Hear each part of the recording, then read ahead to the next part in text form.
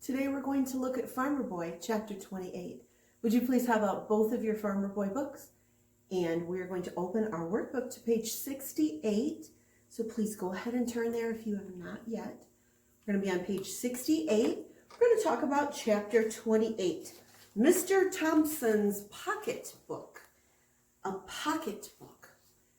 When my kids were little, we traveled to South Carolina. Have you guys ever been to South Carolina before? So we went down to South Carolina, and Mr. Carlson's sister was there with us. We visited her, and she said to Alyssa, she said, "Alyssa, can you go get my pocketbook?"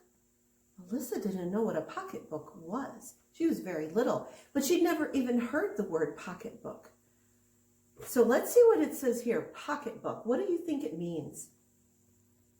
Top of page 68, let's look at it. It says a pocketbook is a pocket-sized case used to hold money and papers, a billfold, a wallet, or a purse, or a wallet you'd hold on to with your money inside of it. So when Alyssa's aunt said, "Go get my pocketbook," she was talking about her purse.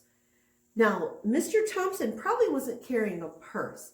Pocketbook could be used for a purse or a wallet. So that's what we're going to be talking about in this chapter. The next word here is banknote. That is a compound word, just like pocketbook, isn't it? A banknote is a note promising to pay a sum on demand accepted as money. So it's very much like money. A banknote comes from the bank. It's a note saying that when you go there, you get the money for that. The third one is a liveryman, someone who works in a stable that boards horses. So they would take care of the horses. They would take care of the place around so you could take them there, and they would help you with your horses. If you have to go inside somewhere, they would watch them in the stable. They would feed them, those kind of things. All right, let's turn to our vocabulary words at the bottom of 68. Have them up here on the board. This one's funny sounding. You measly skinflint. Interesting. You measly skinflint. I think that's a funny word. A skinflint is a person who is selfish with their money. It's a good thing you have a long line here, right? So you can write it out, but write small. A person who is selfish with their money. I'm going to try to kind of write it like this. You can write it out longer. A person who is selfish with their money would be called a skinflint. The opposite of this would be someone who is generous, right? Someone who gives, someone who helps out others. A skinflint would be someone who's selfish. Selfish for sure.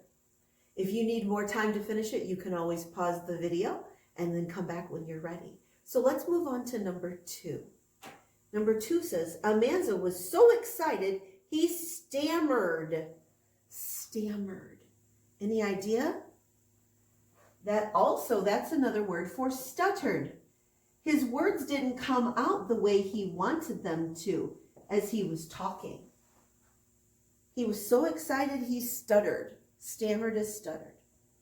Number 3, the bills were clutched tight in his hand.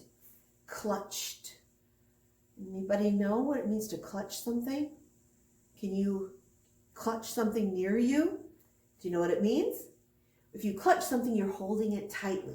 So in this sentence, the bills were held tightly in his hand. So clutched here means held tightly. Holding on to those bills so there's no way they could accidentally fly away. Let's look at number 4. And I figure the boy's entitled to it. Entitled. Anybody have an idea?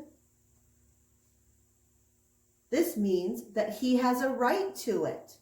He's entitled to it. He has a right to it.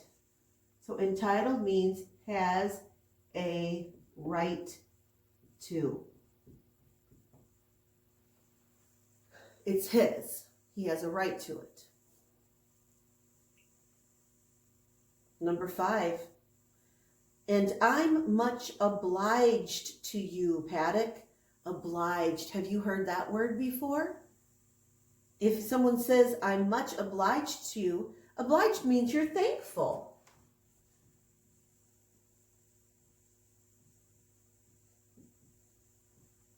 Obliged. I wonder who's speaking in the sentence number 5. And I'm much obliged to you, Paddock. Paddock is capitalized, so that's probably the name of someone. So would Almanzo be calling a grown-up just by his last name? He would be saying Mr. Paddock, right? So who do you think might be speaking in number 5? Do you think it might be Father? We'll find out. This chapter is a really good one. It's really good. So what I want you to do is to pause the video, and I want you to read chapter 28. You can listen to it, of course. You can listen to it on the internet or in whatever means, or you can just read it or have someone read it to you as you follow along. I want you to go ahead and do that and then come back and we'll discuss the rest of the pages. Okay, boys and girls, here we are. We're back. Look at the comprehension questions. Let's talk about it. Number 1, why does Father sell some of his hay? Why do you think he would want to sell some of it? He has too much, right? He has so much that there's no way that his animals could eat all of it. So then it says, briefly explain how it's baled or put together, right? Do you remember that? So they put the loose hay in a wooden box with levers. It squeezes it into those bales. The bales are then tied together with ash withes. They tie them together. If you have hay on your farm, do you do it differently? You'll have to tell me about it sometime, okay? All right, look at number 2. To what is Father referring when he tells Almanzo, learning is best put into practice? Ooh, that's a good thing, isn't it? Well, he's saying he wants to give Almanzo the opportunity to go into town and actually sell the hay based on his knowledge in math. He wants to have Almanzo do it for himself. You know, a lot of times when you do it, you learn it better than just if someone tells you it. Isn't that the truth?